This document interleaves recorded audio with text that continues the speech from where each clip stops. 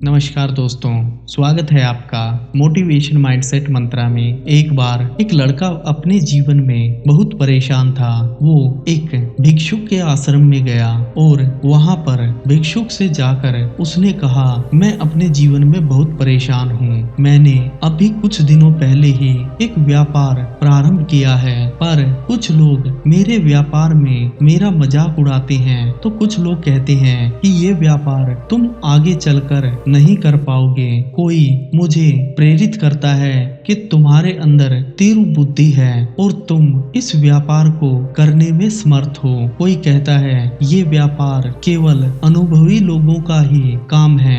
अब मुझे समझ नहीं आता कि मैं अपने जीवन में अपने व्यापार को करूं या नहीं। यही समस्या के कारण मेरा ध्यान मेरे व्यापार पर नहीं है। क्या आप मेरी इस समस्या का समाधान मुझे बता सकते हैं? भिक्षुक ने उसकी पूरी बात सुनी और फिर उसे एक कहानी सुनाई। भिक्षुक ने कहा, एक बार एक व्यापारी अपने गधे पर बैठकर एक नगर से दूसरे नगर में जा रहा था। उस व्यापारी के पास बहुत सारा सामान था और वो स्वयं भी उस गधे पर बैठकर नगर की तरफ जा रहा था। तभी सामने से एक व्यक्ति आता है और वो व्यापारी को देखकर कहता है कि तुम बहुत निर्दयी हो। एक मासूम जानवर के ऊपर तुम इतना कहर ढा रहे हो। तुमने इस पर सामान भी रखा है और तुम स्वयं भी इस पर बैठे हो। तुम्हें इस गधे से नीचे उतरना चाहिए और इसके साथ पैदल चलना चाहिए। व्यापारी उसकी बात मानकर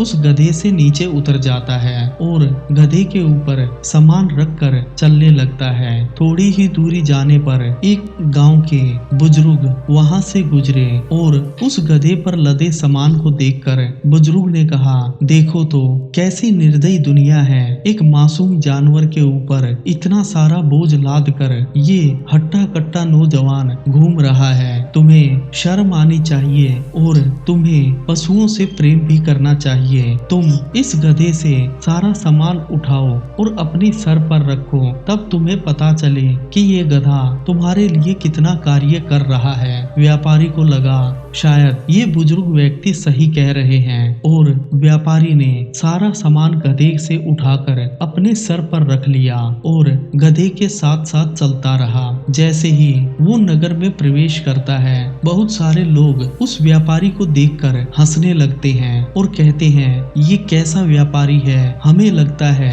कि ये व्यापारी नहीं कोई मूर्ख है। इसके साथ में एक गधा चल रहा है और ये स्वयं गधे के समान बोझ उठाकर घूम रहा है। इसमें अगर थोड़ी सी समझदारी होती तो ये सारा सामान गधे पर रखकर स्वयं भी इस गधे पर बैठकर अपने सफर को आसानी से तय कर सकता था। व्यापारी ने सारा सामान नीचे उतारा और वापस उस गधे पर रखकर फिर से बैठ गया और तब उसे समझ आया कि उससे क्या गलती हो रही थी। व्यापारी अपने ऊपर जोर से हंसने लगा और कहने लगा, शायद मैं उस पहले व्यक्ति की बात ना मानता तो मुझे इतनी हंसी का पात्र नहीं बनना पड़ता।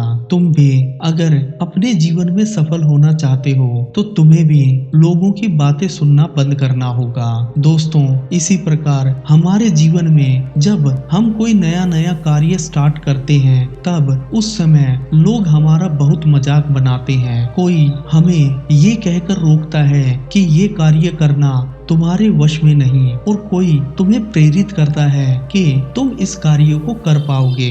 तुम्हें उन लोगों के बारे में सोचने की या उनकी बातों पर ध्यान देने की जरूरत नहीं है। अगर तुम अपने जीवन में सही में सफल बनना चाहते हो तो केवल अपने दिल की बात सुनो, अपने दिमाग से काम लो और निरंतर मेहनत करते हुए, प्रयास करते हुए अपने लक्ष्य को प्राप्त करके सफल बनो। दोस्तों, अगर कहानी अच्छी लगी है तो कहानी को लाइक करें, शेयर करें और अगर चैनल पर नए हैं तो चैनल को अपना प्यार दिखाते हुए सब्सक्राइब करें। जय हिंद दोस्तों।